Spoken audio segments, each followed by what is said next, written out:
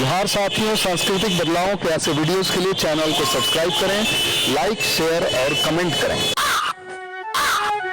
मैं आज के जो प्रमुख वक्ता आदरणीय प्रदीप पटेल जी, जैसा कि मैंने बताया कि आप एक सॉफ्टवेयर इंजीनियर हैं, प्रोफेशनल हैं और आप नागपुर महाराष्ट्र में रह के अपनी सेवाएं दे रहे हैं। तो मैं आपको सत्संबाद मिशन के माध्यम से इनवाइट करता हूं कि कृपया आप आए और अपना संक्षिप्त परिचय के साथ में पहले आप अपना संक्षिप्त परिचय रखिए एक बार पूरा, इसके बाद अपना उद्बोधन प्रारंभ करें। जी आदरणीय प्रदीप पटेल जी।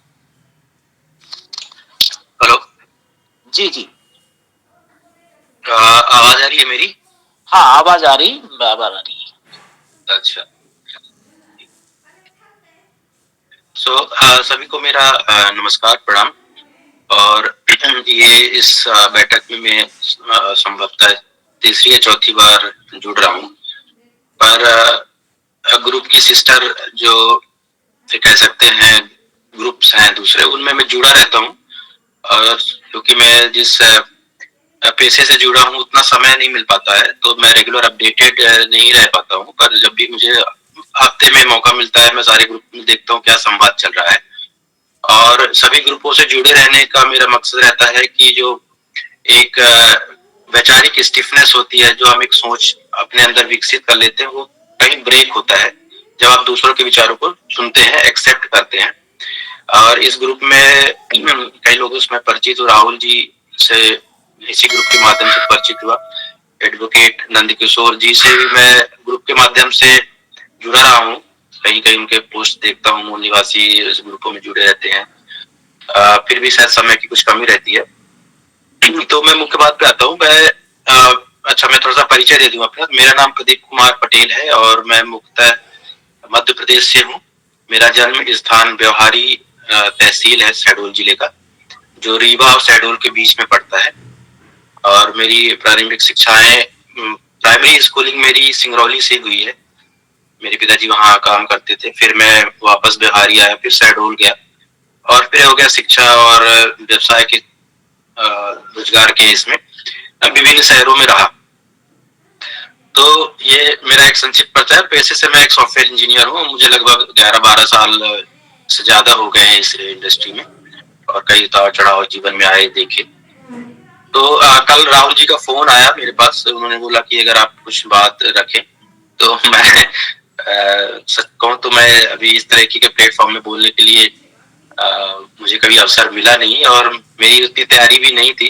खुद का रिसर्च वर्क नहीं है इतना, क्योंकि ज्यादातर समय मेरे काम में जाता है। पर मुझे लगता है ये एक अवसर है मेरे लिए भी और आप सबके लिए भी। आप लोगों ने मुझे मौका दिया यहाँ पे बोलने के लिए।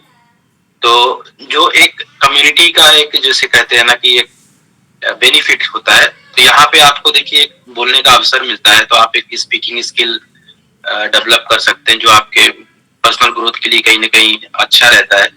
तो ये एक बहुत बड़ा एडवांटेज है। यहाँ सभी लोगों को कुछ ना कुछ बोलने का, सुनने का अवसर मिलता है। तो हम एक बहुत अच्छा, मैं सबसे पहला बेनिफिट तो यही गिना रहा हूँ आपको कि एक बहुत अच्छा जो आयोजक है, इन्होंने एक अच्छा मंच तैयार किया है जिसमें अक्रॉस द इंडिया लोगों को एक प्लेटफॉर्म मिल रहा है बोलने के लिए।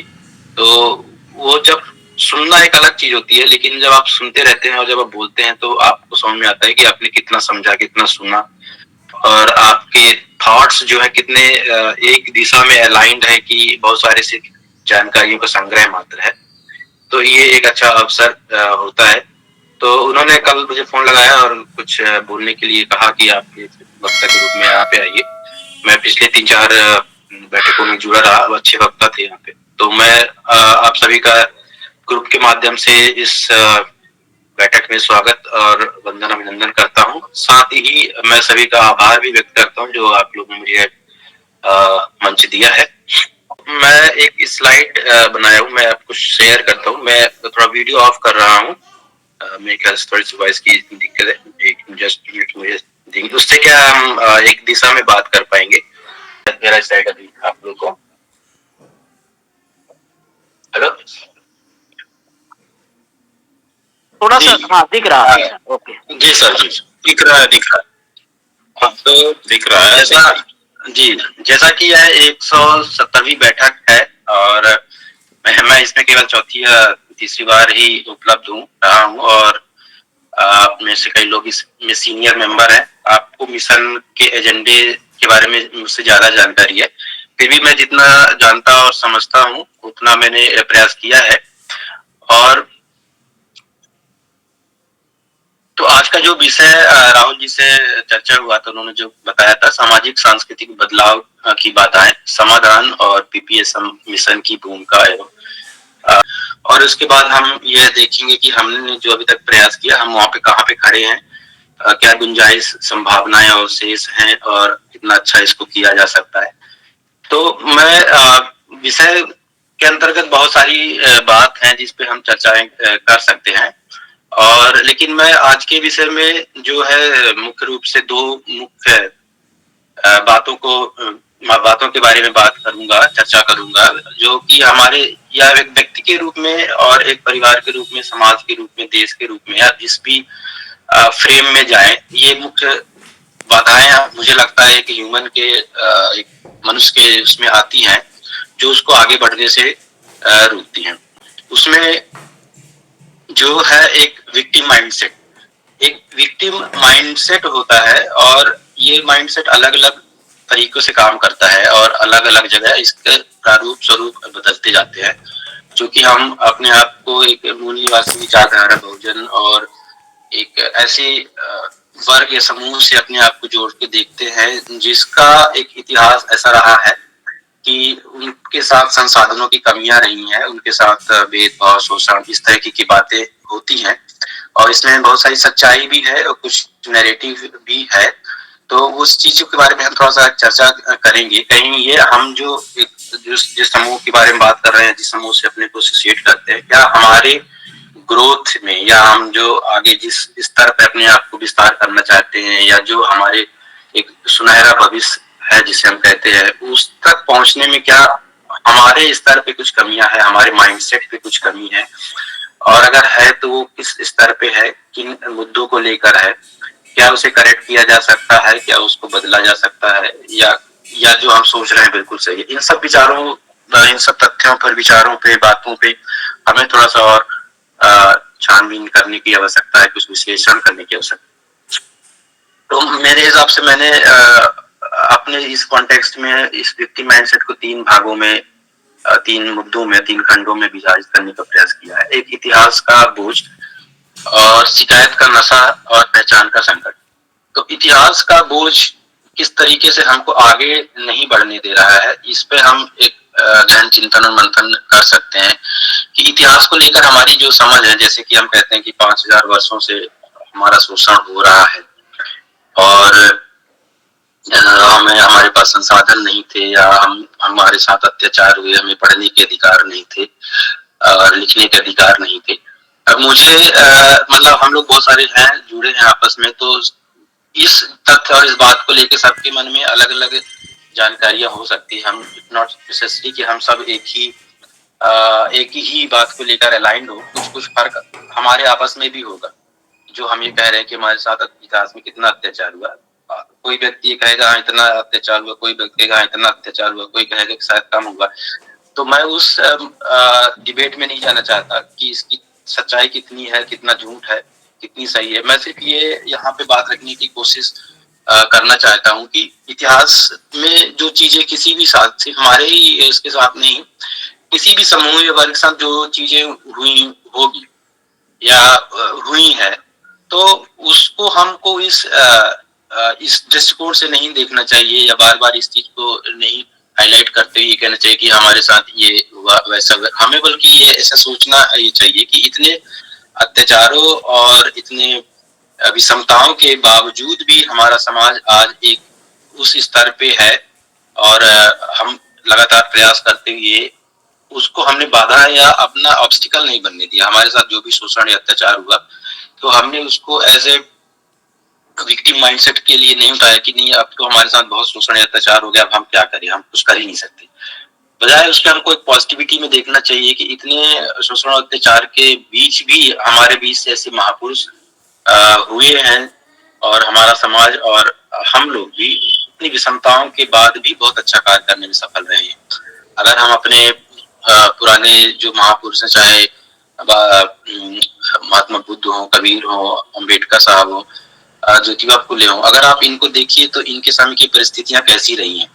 बहुत जैसे कहते हैं कि सावित्रीबाई फुले थी, जो उनको जब वो पढ़ाने जाती थी तो उनके ऊपर कीचड़ फेंके जाते थे, गोबर फेंके जाते थे।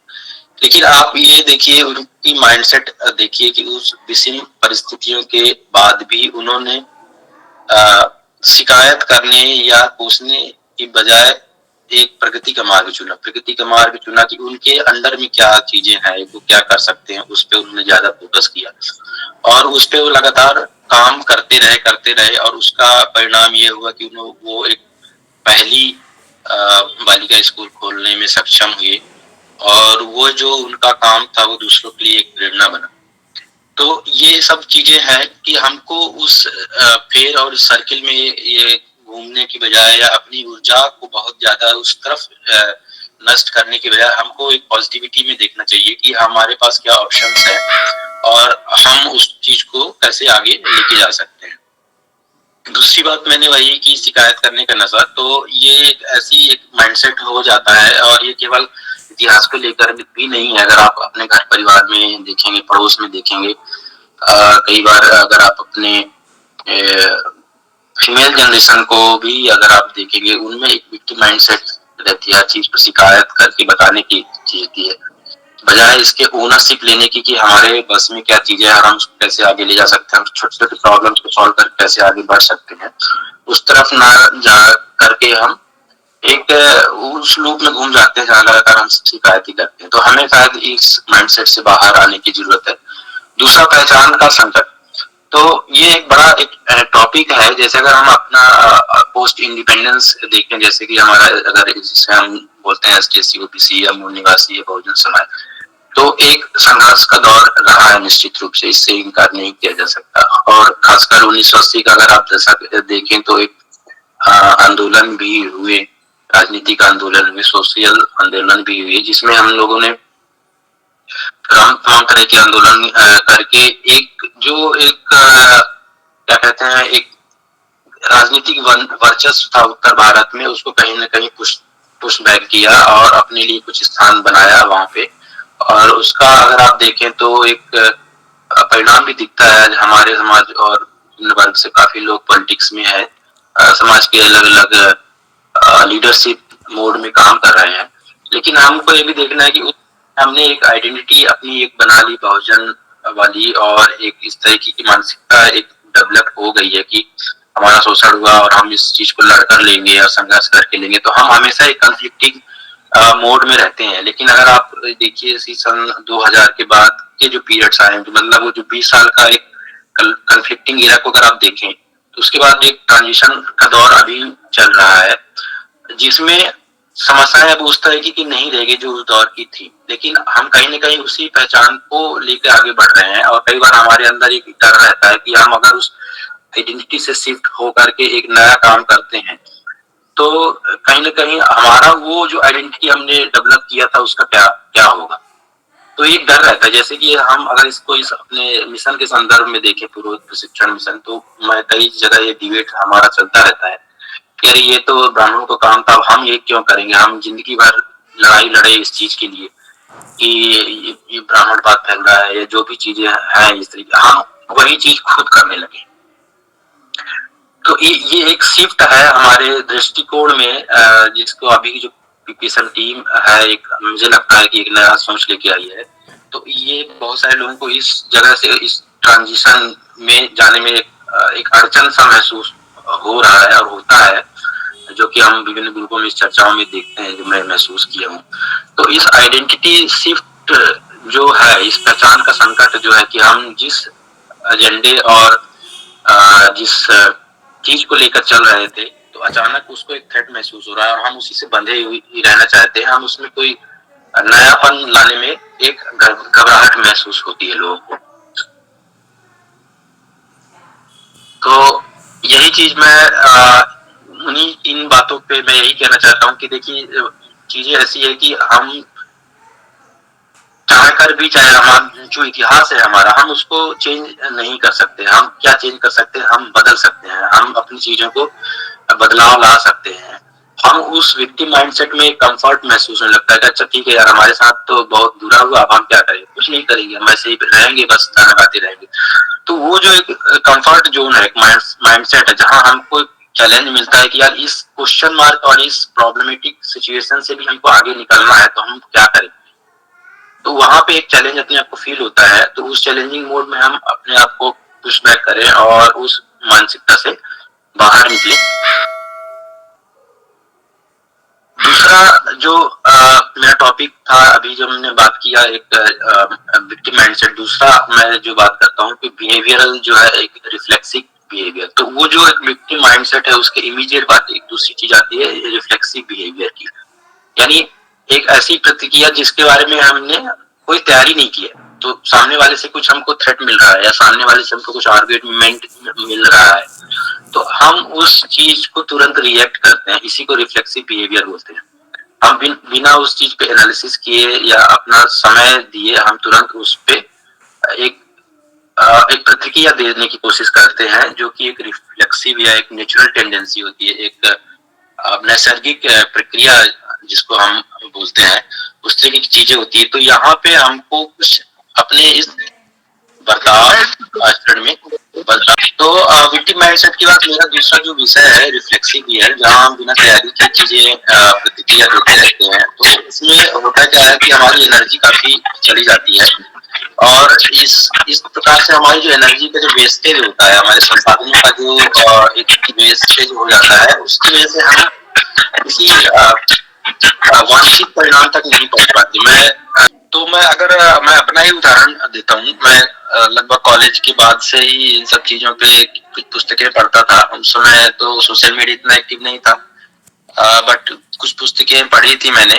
और उसके बाद फिर सोशल मीडिया आया। सोशल मीडिया में मैं फेसबुक से जुड़ा, और मैं काफी समय लोगों को रिप्लाई करने में बिताया करता था। बहुत सारी चीजें चर्चाएं होती थी, बहुत सारे बहस होते थे। कई बहसें ऐसी होती थी कि हफ्ते हफ्ते भर चलती थी।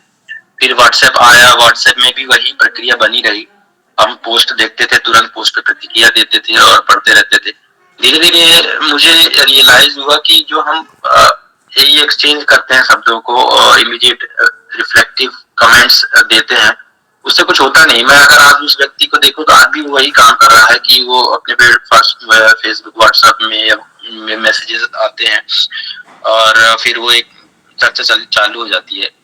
तो ये चीजें में काफी एनर्जी वेस्ट होता है। फिर मैंने फेसबुक ही बंद कर दिया। मैं अभी 1.5 साल से मेरा फेसबुक अकाउंट नहीं है।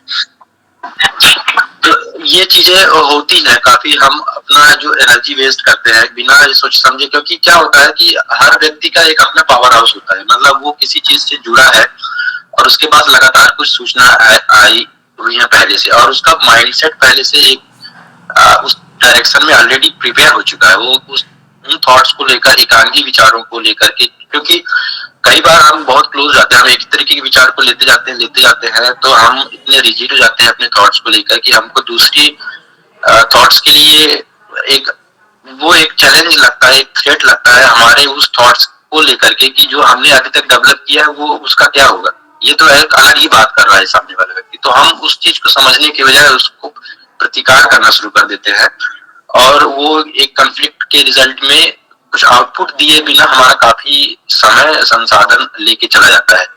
तो ये चीजें होती है। तो हमें ये फ्लेक्सिव बिहेवियर में एनर्जी वेस्ट करने की बजाय कुछ उसको कंस्ट्रक्टिव वे में, कुछ एक सिंगल डायरेक्शन में लेके चलने की जरूरत है।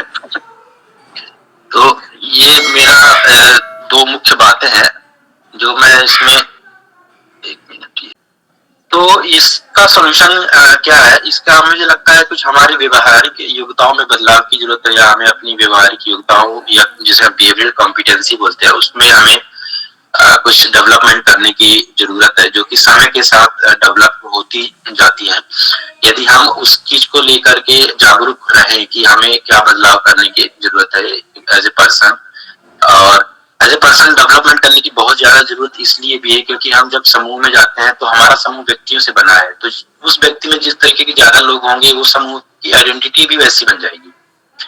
तो एक तो सेल्फ अवेयरनेस की जरूरत है कि जो हम कब अपनी विक्टिम माइंडसेट में हो जाते हैं, और जहाँ पे हमें प्रोएक्टिवनेस या आगे चल के कुछ कंस्ट्रक्टिव मैकेनिज्म तैयार करने की जरूरत है, वहां जाके हम केवल विक्टिम माइंडसेट में हो जाते हैं, हाथ पे धरे बैठे रहते हैं और सिर्फ पुरानी चीजों का एक गाना गाते रहते हैं कि हाँ ऐसा हुआ वैसा हुआ, बस हो गया, इतना ही हम करते हैं। तो हमें वो चीज सेल्फ अवेयरनेस, हम अपने जो हमारे अंदर थॉट्स चल रहे हैं उसको एज ए ऑब्जर्व करने की जरूरत है।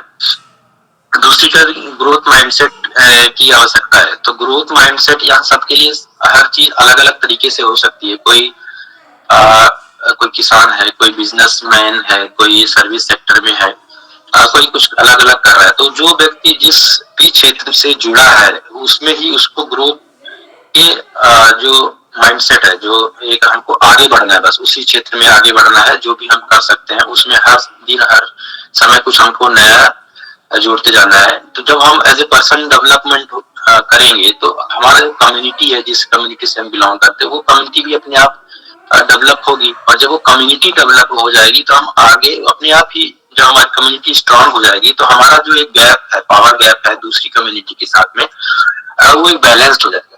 और जब पावर बैलेंस्ड होगा तो वो जो शोषण रहता है वो खत्म होना शुरू होगा। जैसे अगर आप देखें पानी की दो टंकी है, एक टंकी पानी ऊपर है और एक नीचे है, अगर आप उसको पाइप से जोड़ेंगे तो क्या होगा, ऊपर का पानी नीचे की तरफ आ जाएगा।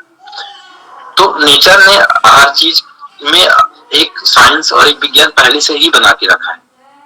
तो हमारा जो सोसाइटी है या एज ए पर्सन जो हम लोग हैं वो नेचर से ऊपर नहीं है। नेचर का जो नियम है ना उसके ही अंतर्गत हम लोग काम करते हैं। हम चाहे कुछ भी बात कहें या कहें, लेकिन अगर हमारे या दो कम्युनिटी के बीच में पावर डिफरेंसेस होंगे, चाहे वो इकोनॉमिक हो या सोशल होगा, तो कहीं ना कहीं एक्सप्लोटेशन होगा।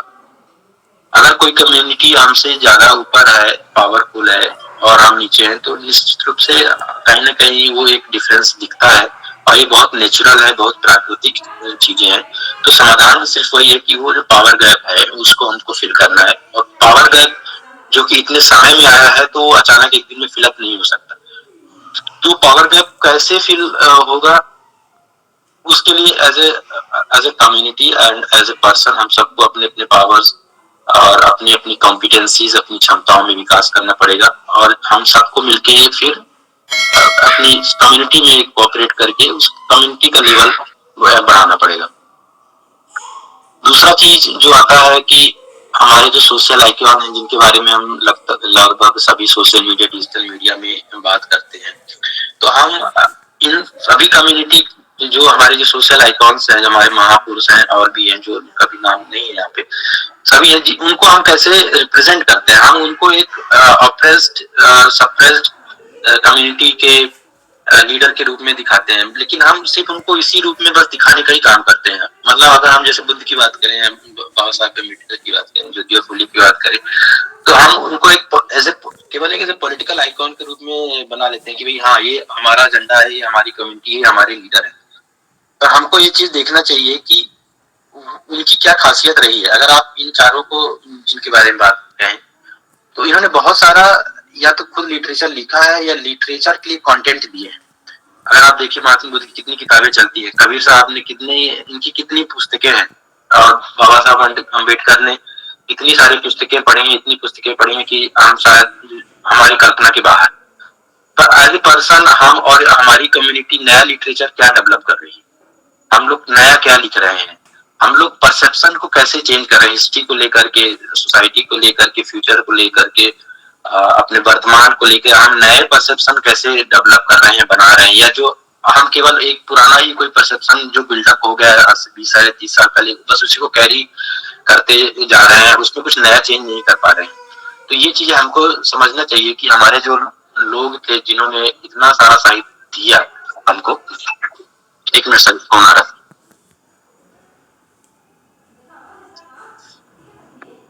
तो इस डायरेक्शन में हमारा क्या कंट्रीब्यूशन रहेगा, तो ये इस चीज के बारे में भी हमको सोचना चाहिए। दूसरी चीज, अगर आप देखें सारे लोगों ने कोई ना कोई एक प्रॉब्लम को सॉल्व किया, उनके एरा के समय में ये जो कुछ प्रॉब्लम रही होंगी उनको उन्होंने सॉल्व किया। हम आज किस दौर की क्या प्रॉब्लम, क्या हम सही तरीके से आइडेंटिफाई कर पा रहे हैं, पहली चीज। दूसरी चीज, हमारे पास उसका क्या सोल्यूशन है। तीसरी चीज, हमारे पास क्या मेथोडोलॉजी है उस सोल्यूशन को इम्प्लीमेंट करने की।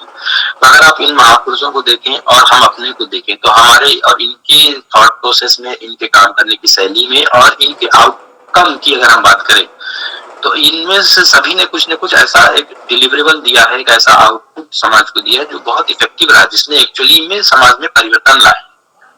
अगर आप महात्मा बुद्ध को देखें तो उस समय की जो चैलेंजेस रहे होंगे, अज्ञानताएं रही होंगी चीजों को लेकर, जो समझ नहीं थी लोगों में, एक अंधविश्वास था, उसको लेकर उन्होंने दूर किया। पर वो दूर कैसे किया, वो दूर कैसे किया उन्होंने, वो गांव गांव जाते थे, भटकते थे, लोगों के पास बैठते थे, बात करते थे। तो सबसे मुख्य बात है उनका जो एक बहुत बड़ा, अगर हम ये चीज ले तो कम्युनिकेशन उनका बहुत बड़ा एक टूल था। वो एक कम्युनिकेशन टूल था, वो जब लोगों के डिस्कोर्सेस देते थे, बात करते थे, उनके बीच जाते थे, तो उसमें कम्युनिकेशन को उन्होंने माध्यम बनाया। इस तरह से कबीर जी का भी रहा है, उन्होंने बहुत सारे जो उस समय ईश्वर और गॉड अल्लाह के बारे में जो लेकर के लोगों के मन में ये थी, उसके बारे में उन्होंने लिखा है। ज्योतिबा फुले के बारे में हमने बात किया, बाबा साहब अम्बेडकर ने जो काम किया, जो एक्ट लाए, जो प्रावधान दिए संविधान में, जो संविधान को ड्राफ्ट करने में उनकी जो भूमिका थी, तो वो बहुत बड़ा एक शिफ्ट लाया लोगों के जीवन में। पर ऐसा हम क्या कर रहे हैं पर्सन, एज ए कम्युनिटी और एज ए सोसाइटी, हम लोग इनसे क्या प्रेरणा लेके हम ऐसा कुछ क्या कर पा रहे हैं?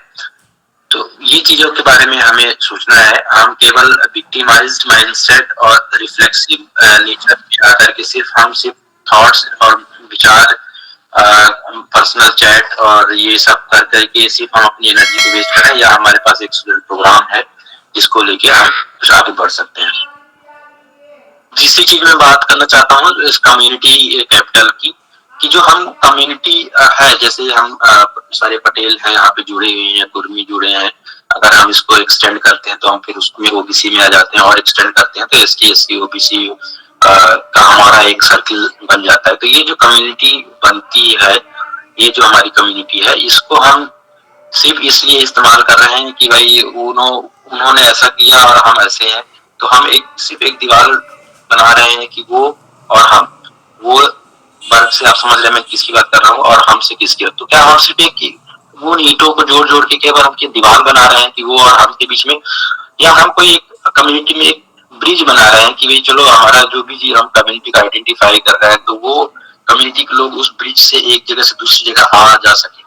तो हम एज ए कम्युनिटी को कंस्ट्रक्टिव वे में यूज कर रहे हैं, या उस कम्युनिटी या आइडेंटिटी को एक दीवार के रूप में एसेस कर। एक जगह मैंने बहुत अच्छी चीज सुनी थी, इन्होंने कहा था कि कैंसर का होना, कोई व्यक्ति कैंसर से प्रभावित है और किसी व्यक्ति को कैंसर की जानकारी होना, दो अलग अलग चीजें।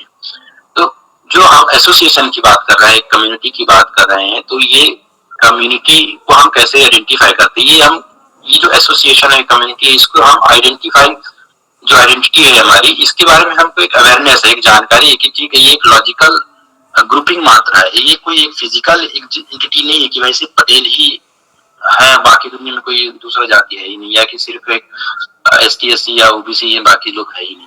ये सिर्फ एक एसोसिएशन है, और हम या आप या कोई अन्य व्यक्ति कुछ कर नहीं सकता। कोई अगर ब्राह्मण वर्ग पैदा हुआ तो उसकी ऑटोमेटिक एक एसोसिएशन आइडेंटिटी उसके ग्रुप से हो जाती है, वो उसमें उसका कोई दोष नहीं है। अगर हम पटेल ने जन्म ले लिए हैं तो हमारा एक एसोसिएशन पटेलों से बन गया। तो ये एक ऐसी चीज है जो हमको मिल गई है, और एक लॉजिकल वर्गीकरण मात्र है। लेकिन अगर हम इसको बहुत जड़ता से या कट्टरता से फॉलो करते हैं तो ये बात वैसी होगी कि हमको कैंसर की जानकारी नहीं है, हमको स्वयं कैंसर हो चुका है। हम इस चीज को लेके बहुत ज्यादा रिजिड हो चुके हैं, और हम इसको बहुत पूर्णतः सत्य मान के चल रहे हैं कि बस हम तो पटेली हैं, या हम तो सिर्फ एसटी हैं, या तो ओबीसी हैं। तो उस चीज को हमको उस माइंडसेट को देखना है कि हमारा एक लॉजिकल एसोसिएशन है, और इस लॉजिकल एसोसिएशन को for the benefit of masses, for the benefit of the community, और for the benefit of association use करना है, ना कि इसको एक एज ए टूल यूज करना है कि अब हमको चलो दूसरे वर्ग से लड़ाई करनी है, या हम एक पावरफुल हो गए हैं क्योंकि हमारी कम्युनिटी बड़ी है तो हम चलो अब दूसरे को दबाएंगे, या दूसरे से हम, उसके लिए हमको नहीं यूज करना।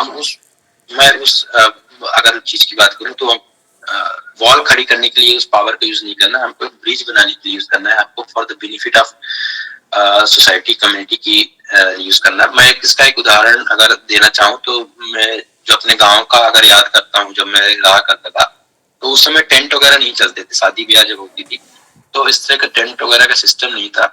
गांव से ही लोग घरों से साड़ियां ले आते थे, उसी का पर्दा बना लेते थे। गांव के ही लोग कैटरिंग का काम करते थे, गांव की औरतें आती थी, खाना बनाती थी। और पूरा जो एक शादी विवाह होता था वो पूरी कम्युनिटी जो होती थी वो वहां पे इन्वॉल्व हो जाती थी, तो उसका जो इकोनॉमिक बर्डन उस परिवार पे नहीं आता था। तो ये एक बेनिफिट था उस कम्युनिटी का कि हम उस कम्युनिटी को कैसे यूज किए, हम उस कम्युनिटी को कोऑपरेशन के लिए यूज किए, सहकार के लिए यूज किए, आपसी मदद के लिए हमने उस कम्युनिटी को देखा।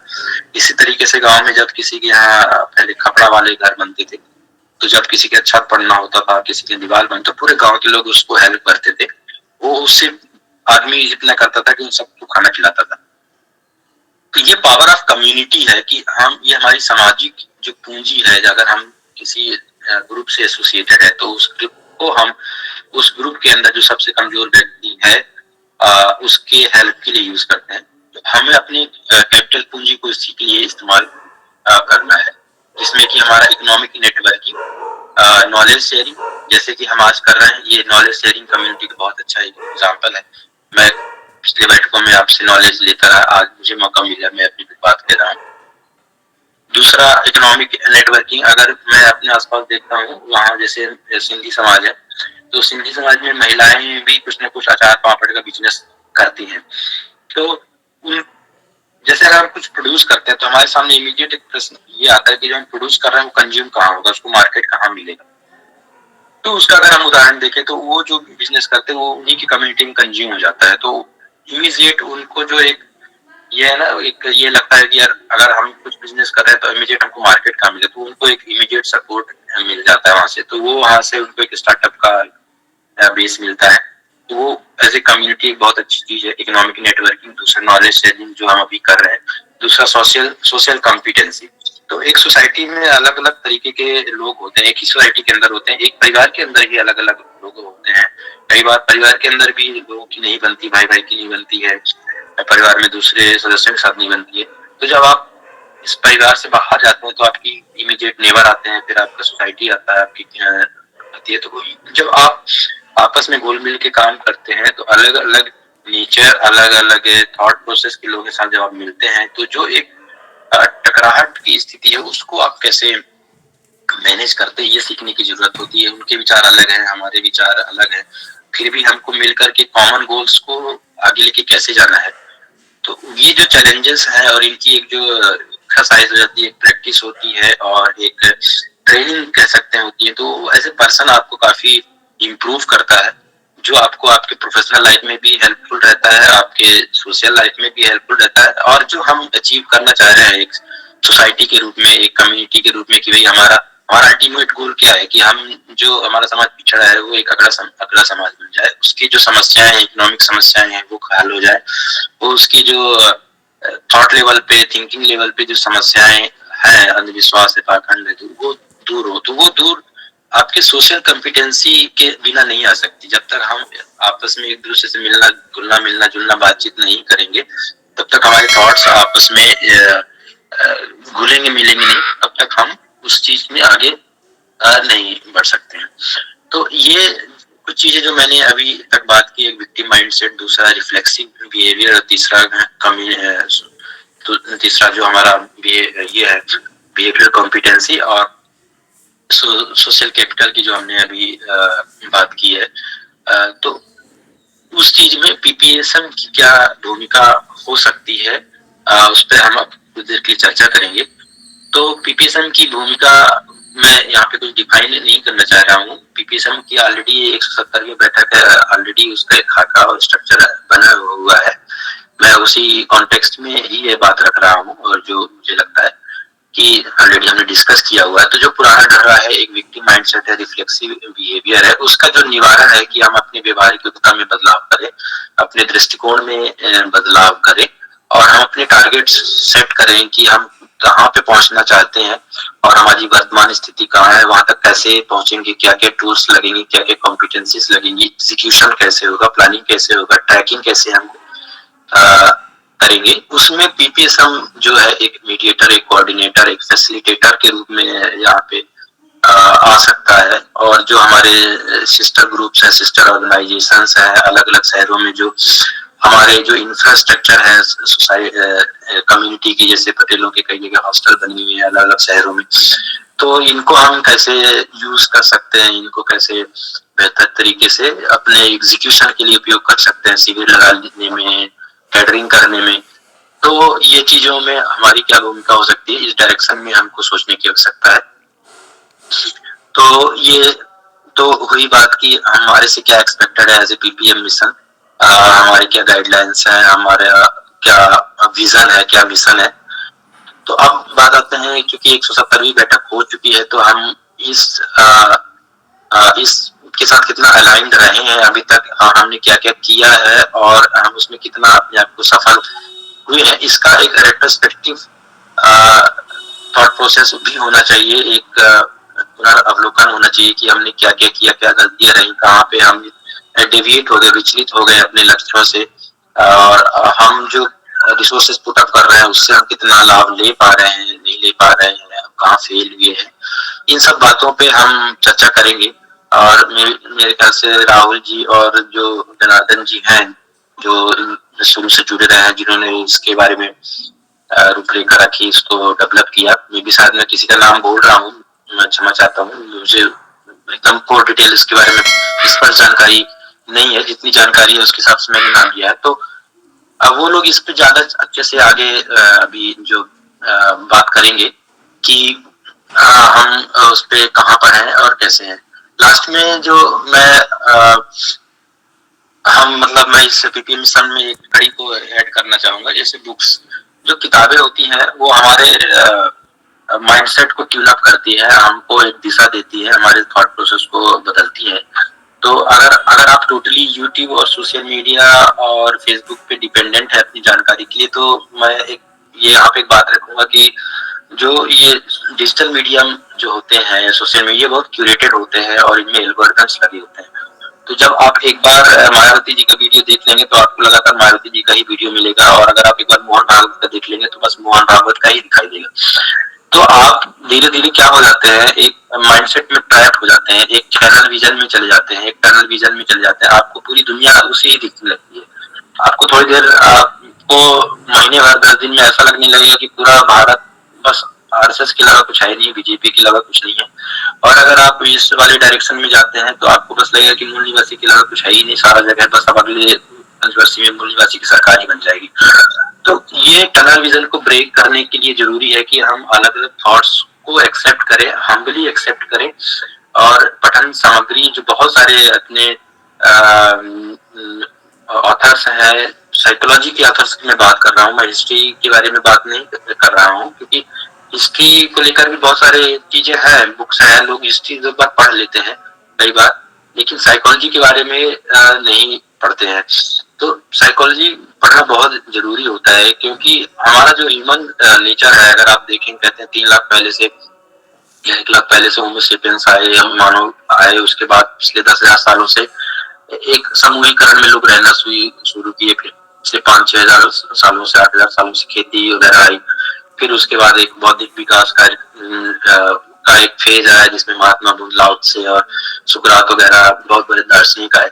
तो उसके बाद से जो सोसाइटी का स्ट्रक्चर लगातार चेंज हो रहा है, वो एक रिजिड नहीं रहा है, अलग अलग फेजों में अलग अलग चीजें रही है। मैं डेट्स के बारे में नहीं जाऊंगा और ना ही मैं इस बारे में चर्चा करना चाहूंगा किसने कब कब रूल किया, कैसे किया, वो बहुत एक माइन्यूट डिटेल है।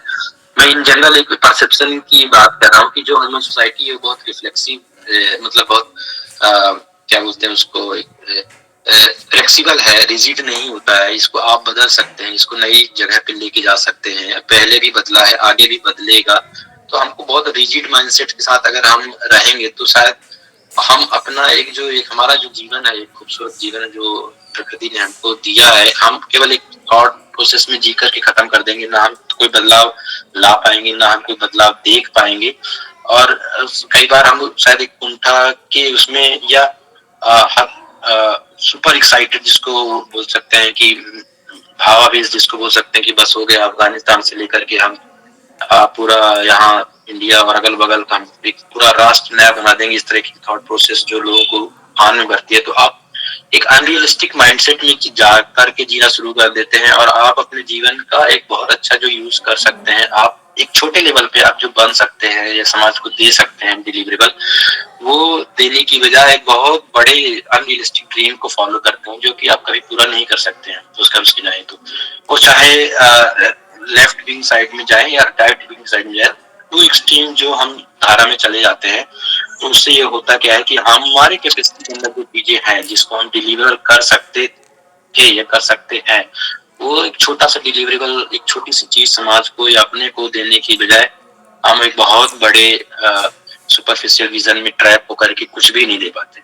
तो हम कुछ भी ना दे पाए, उसके बेहतरी में क्या है कि हम कुछ थोड़ा कंट्रीब्यूट कर पाए, तो वो शायद हमारे जीवन की सार्थकता होगी, और ये थोड़ा थोड़ा कंट्रीब्यूशन ही समाज को आगे लेके जाएगा, और एंड शायद हम एक बेहतर सोचने वाला, एक फ्लेक्सिबल समय की जरूरत के हिसाब से अपने आप को बदल करके और ढाल करके, जो हमारे साइकोलॉजिस्ट हैं, जो हमारे वैज्ञानिक हैं, जो अभी तक बातें कह रहे हैं, तो उसके हिसाब से हम शायद कुछ एक आउटपुट जनरेटेड चीजें होती है ना। एक होता है कि गोल गोल सर्किल में घूमना, मतलब हम थक तो रहे हैं, हमारा समय भी जा रहा है, लेकिन नेट डिस्प्लेसमेंट कुछ नहीं है। फिजिक्स की भाषा में कहे ना कि अगर आपने एक पॉइंट ए से बी गए और बी से वापस ए आ गए, तो आपका नेट कार्य जो है वो शून्य कहलाता है। पर ऊर्जा खर्च हुई होगी ना, आप ए से बी गए तो पेट्रोल खर्च हुआ, आपका समय गया, पर बी से आप सीधे ए पर आ गए तो आपका नेट डिस्प्लेसमेंट 0 हो गया, तो मतलब कार्य का कोई कार्य हुआ ही नहीं फिजिक्स की भाषा में अगर आपने तो वो चीज है। मैं 3 पठन सामग्री यहाँ पे सजेस्ट करना चाहूंगा। मैं मतलब ये समिति से भी आग्रह करूँ कि हर बार 2 या 3 किताब लोगों को बताएं, जैसे कि साइकोलॉजिकल दृष्टिकोण से इम्पोर्टेंट हो, हिस्टोरिकल दृष्टिकोण से इम्पोर्टेंट हो। तो उसमें एक सेपियंस है जो आपके थॉट्स को ब्रेक करती है, आपकी जो एक रिजिड थॉट सिस्टम जो बन गया है उसको चैलेंज करती है। ये किताब बहुत अच्छी किताब है, युवाल नोआ हरारी ने लिखी है ये किताब, हिस्ट्री साइकोलॉजी पे बेस्ड है ये। दूसरा, लोक व्यवहार बहुत ही प्रचलित पुस्तक है, ये अंग्रेजी डेल कार्नेगी की अंग्रेजी पुस्तक का अनुवाद है। लोक व्यवहार में मैं अगर संक्षिप्त में बात करूं तो इसमें इम्पैथी के बारे में बहुत ज्यादा फोकस किया है। इम्पैथी मतलब होता है किसी व्यक्ति की जगह पे रख के अपने आप को सोचना।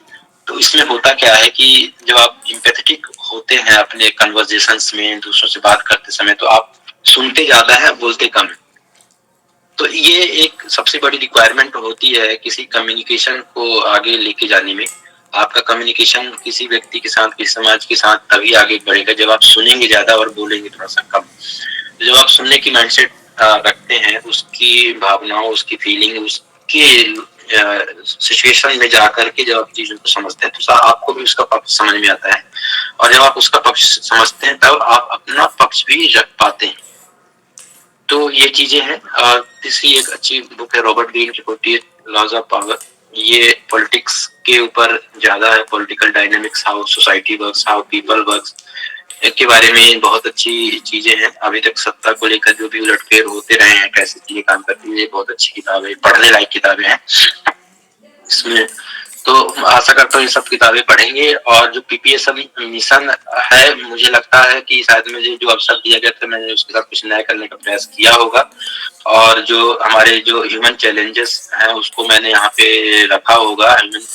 और जो पीपीएसएम की भूमिका है, ये जो हमारे रोजमर्रा की जो चैलेंजेस है आदमियों के बीच में, सोसाइटी के बीच में, लोगों के बीच में रहती है, उसको एड्रेस करने में पीपीएसएम की एक मुख्य भूमिका अभी तक उन्होंने निभाई है। इसमें क्या करेक्शंस की जरूरत है, इसको और बेहतरीन से कर सकते हैं, हम कैसे आगे बढ़ सकते हैं, ये आगे का मुझे लगता है जो हम शेष समय है उस पर हम चर्चा करेंगे, क्योंकि इसका एक मुख्य अवलोकन विषय है आज के टॉपिक का। तो हमारे जो और भी वक्ता है, साथीगण है, वो अपनी बात इस पर रखेंगे, कहाँ पे चूक हो रही है, इसको और कैसे इम्प्रूव कर सकते हैं, कैसे बढ़ा सकते हैं। मेरे पास आज के लिए इतना ही है, और मैं एक बार पुनः आप सभी का आभार व्यक्त करता हूँ शांति से धैर्यपूर्वक मेरी बात को सुनने के लिए।